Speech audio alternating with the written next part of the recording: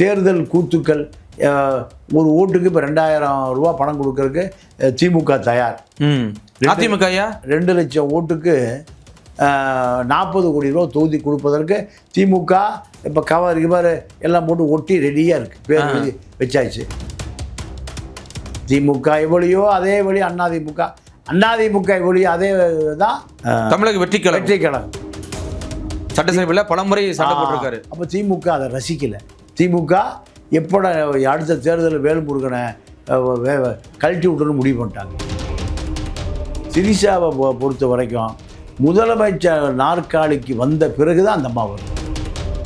ஆமாம், Lima rose நேராக வேலுமணிகிட்ட போச்சு. அப்போ அவர் 100 கோடி வச்சுருக்கேன், எடப்பாடிகிட்ட கூட்டிகிட்டு போனது.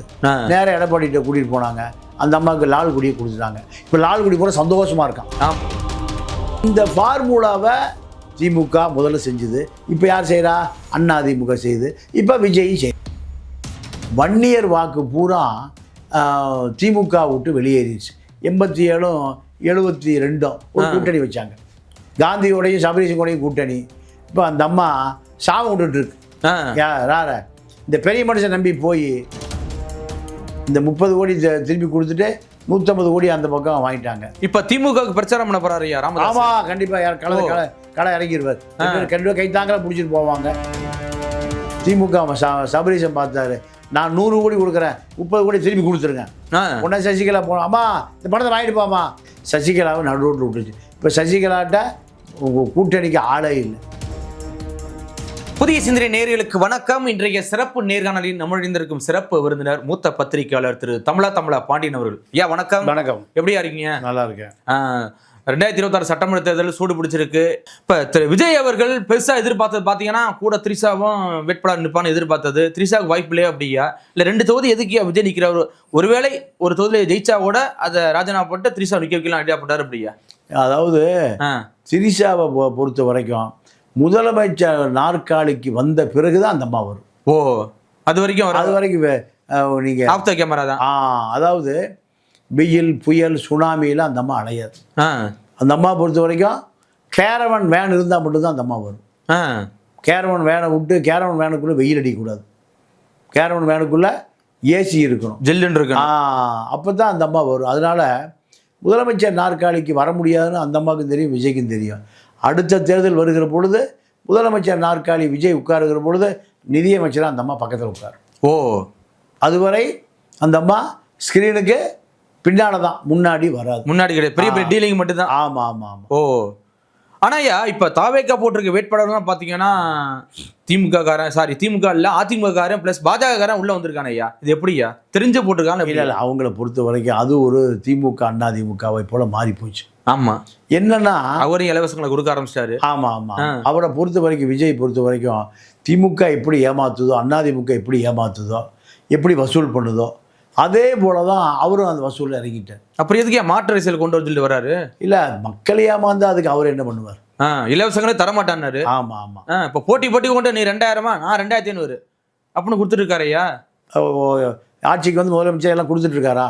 இல்லை, அறிக்கையில் கொடுத்துட்டு இருக்காரு. அறிக்கையில இப்போ திமுக அறிக்கை கொடுத்ததுங்க 525 தேர்தல் வாக்குறுதி போன தேர்தலுக்கு 2021க்கு. இந்த 517 நினைக்கிறேன். ஆமாம், ஒரு 3 குறைஞ்சிருக்கு. தேர்தல் முடிஞ்ச வரை மக்கள் மறந்துடுவோம். இப்போ போன தடவை கொடுத்த அதே தேர்தல் வாக்குறுதி தான், அதே புக்கு தான், அட்டை கிழிச்சிட்டு வருஷத்தை மாற்றி கொடுத்துருக்காங்க. மக்கள் அதை பற்றியெல்லாம் கவலைப்படுறதில்லை. மக்கள் அதை பற்றியெல்லாம் கவலைப்படுவதே இல்லை. தேர்தல் அறிக்கை என்பது ஒரு நாள் கூத்து. விஜய் கொடுத்தது தான் ஒரு நாள் கூத்து தான். எடப்பாடி கொடுத்து பிரித்து கொடுப்பதும் ஒரே நாள் கூத்து தான். இந்த கூத்துக்களை அதிமுக செய்கிறத போல திமுக செய்கிறத போல அவரும் செய்கிறார், விஜயும் செய்கிறார்.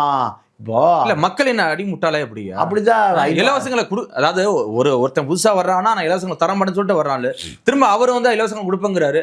மக்கள் ஏற்றுக்கிறாங்களே அப்படியா? இல்லை, மக்கள் ஏற்று இவர்கள்லாம் முதலமைச்சராக தானே இருக்காங்க. ஆமாம். உதாரணத்துக்கு நீங்கள் ஆம்ஸ்ட்ராங் பொற்கொடி. ஆமாம். அந்த அம்மாவுக்கு ஒரு 5000 கோடி ரூபா சொத்து இருக்குது. அதை காப்பாற்றணும். காப்பாற்றுறதுக்கு திமுக போச்சு சேகர் பாபுட்ட அட்டை டீலிங்கில். ஆமாம், சேகர் பாபு பிரியா வந்து பேசுனாங்க, எம்எல்ஏ சீட்லாம் கொடுக்க முடியாது, நீ கட்சியில் இணைஞ்சிக்கன்னாங்க. அந்த அம்மா அப்படியே யூட்டர்ன் அடித்து நேராக ஜெயக்குமார் வீட்டுக்கு போச்சு. உனக்கு 50 கோடி ரூபா தர்றேன், செலவை நான் பார்த்துக்கிறேன். ஆமாம், 100 கோடி ரூபாய் எடப்பாடிக்கு தர்றேன், எனக்கு சீட்டு கொடுங்கன்னாங்க. 150 கோடிக்கு அந்த அம்மா திருவிக நகரை பர்ச்சேஸ் பண்ணிடுச்சு, விலைக்கு வாங்கிருச்சு. நேராக மார்ட்டினுடைய மனைவி நம்ம ஆதவர்ஜனாவுடைய மாமியார் ஆமாம் லீமா ரோஸு நேராக வேலுமணிகிட்ட போச்சு. அப்போ அவர் 100 கோடி வச்சுருக்கேன், எடப்பாடிகிட்ட கூட்டிகிட்டு போனது. நேராக எடப்பாடிகிட்ட கூட்டிகிட்டு போனாங்க. அந்த அம்மாவுக்கு லால்குடியை கொடுத்துட்டாங்க. இப்போ லால்குடி கூட சந்தோஷமாக இருக்கான். ஆமாம், ஏன் பணம் புழங்கும்ல, பணம் புழங்கும், எல்லாம் கட்டுக்கட்டாக புழங்குமே. ஆமாம். அப்போது இந்த ஃபார்முலாவை திமுக முதல்ல செஞ்சுது. இப்போ யார் செய்கிறா? அதிமுக செய்யுது. இப்போ விஜய் செய்யுது. விஜய் பண்ணுறாரு. இதில் என்ன பெரிய மக்கள் முட்டாளா? மக்கள் பணம் கிடைச்சா வாங்கி சாப்பிட்டு போயிட்டே இருப்பான், அவ்வளோதான். இவன் தேர்தலுக்கு கொடுக்குற பணத்தை நீங்கள் மக்கள் அடித்து கொள்ளையடிச்சு கொடுக்குற காசு தானே. அதை ஆற்றுல போகிறத யார் அள்ளி குடித்தா குறைஞ்சா போகும், யார் மட்டும் குடித்தானே, அவ்வளோதான். இந்த கணக்கு தான் திமுகவில் பெரும் தொழிலதிபர்கள், கான்ட்ராக்டர்கள், அத்தனை நேருக்கு நெருக்கமான திருக்குமரன் அவரெல்லாம் வேட்பாளர் போடுறாரு. இந்த பக்கம் எடப்பாடிகிட்டையும் அதே திருக்குமரன் வேட்பாளர் போடுறாரு. பல கான்ட்ராக்டர்கள் வேட்பாளர் போடுறாங்க. விஜய்கிட்டையும் ஆர்எஸ் முருகன் வேட்பாளர் போடுறாரு. அவரே வேட்பாளர், திருநெல்வேலி வேட்பாளர் அவர். ஆமாம் ஆமாம், கான்ட்ராக்டர் வேட்பாளர். அப்போ 3 பேருக்கும் எல்லாம் வசூல் தான், வசூல் கணக்கு மட்டும்தான். அதிமுக என்ன செய்யுதோ அதுதான் இப்போ விஜய் செய்கிறாரு. திமுக என்ன செஞ்சதோ அதை தான் கடந்த காலங்களில் அதிமுக செஞ்சுது. அப்போ இதெல்லாமே தேர்தல் கூத்துக்கள். ஒரு ஓட்டுக்கு இப்போ 2000 ரூபா பணம் கொடுக்கறதுக்கு திமுக தயார். அதிமுக 2 லட்சம் ஓட்டுக்கு 40 கோடி ரூபா தொகுதி கொடுப்பதற்கு திமுக இப்போ கவர் எல்லாம் போட்டு ஒட்டி ரெடியாக இருக்குது, பேர் எழுதி வச்சாச்சு. அப்போ எடப்பாடி பார்த்தாரு, அப்போ அவர் 2000 கொடுக்க போகிறாங்க, யார் 2000 கொடுக்குறீங்களோ அவங்க மட்டும் வாங்க சீட்டு, அவ்வளோதான். ஆமாம்.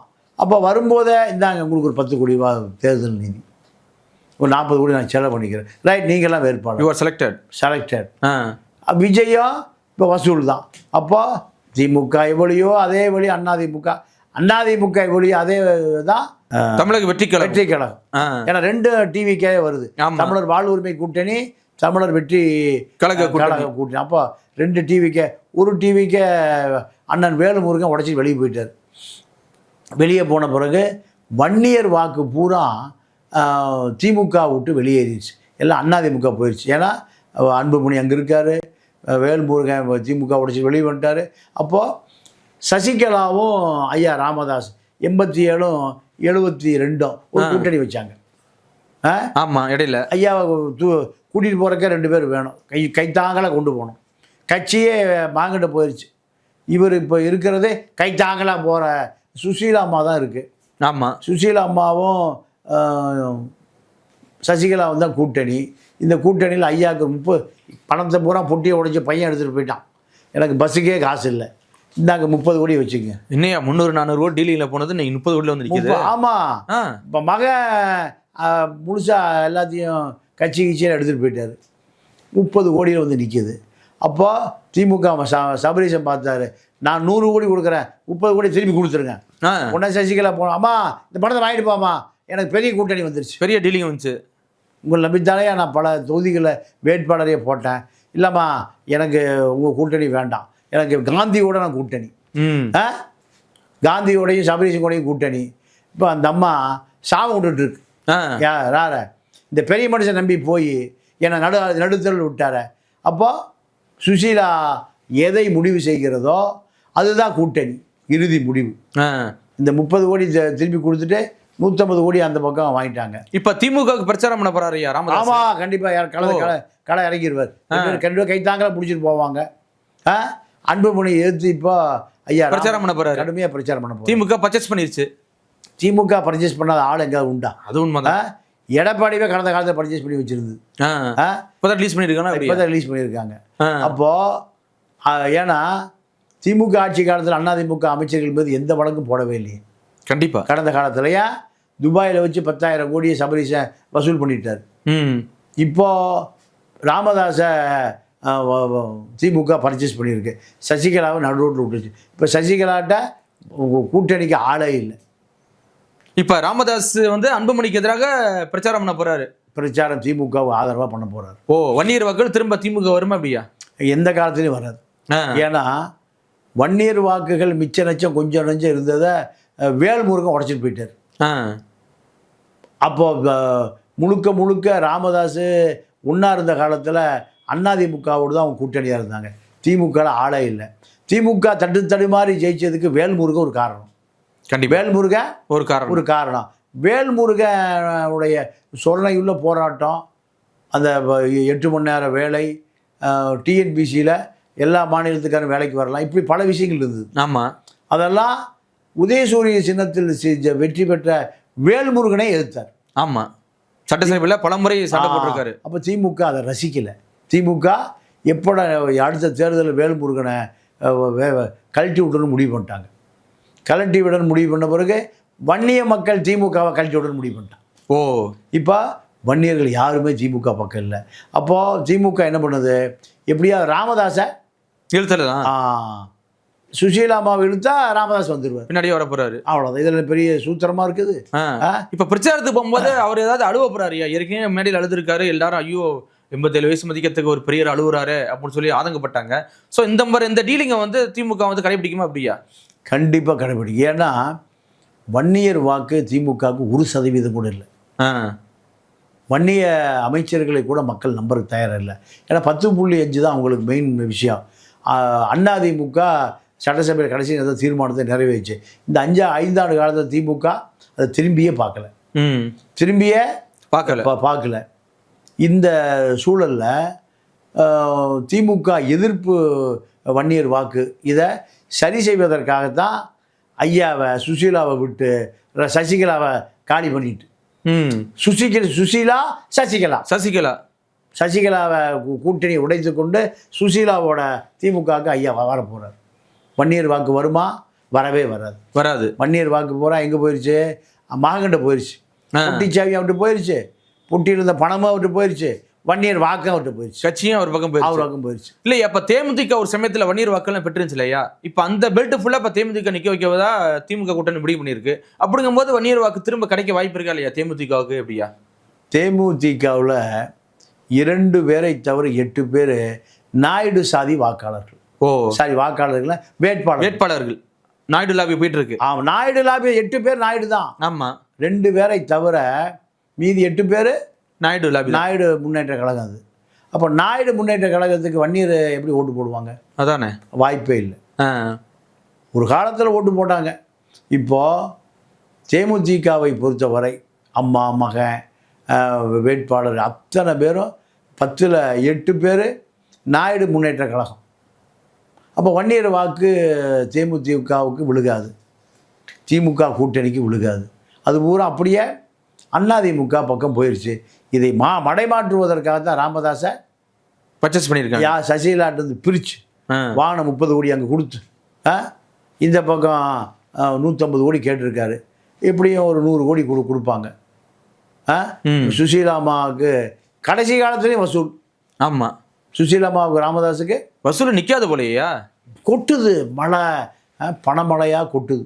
ஏன்னா திமுகட்ட இருக்கக்கூடிய பணம் இந்த தேர்தலை செலவு பண்ணி இப்படி அதிகாரத்தை பிடிக்கலைன்னா அடுத்து யார் வந்தாலும் இன்கம் டேக்ஸ் விட்டு வலிச்சிட்டு போயிடுவோம். ஆமாம், இவ்வளோ சம்பாதிச்சு பிரயோஜனம் இல்லை. அதை காப்பாற்றணும்னா இந்த மக்களுக்கு 2000 கொடுத்து வாக்கை வாங்கி ஆட்சியை பிடிக்கணும். நடக்குமா? கண்டிப்பாக நடக்காது. பொறுத்து இருந்து பார்க்கலாம் என்ன நடக்குதுன்னு. மிக்க நன்றி, வணக்கம்.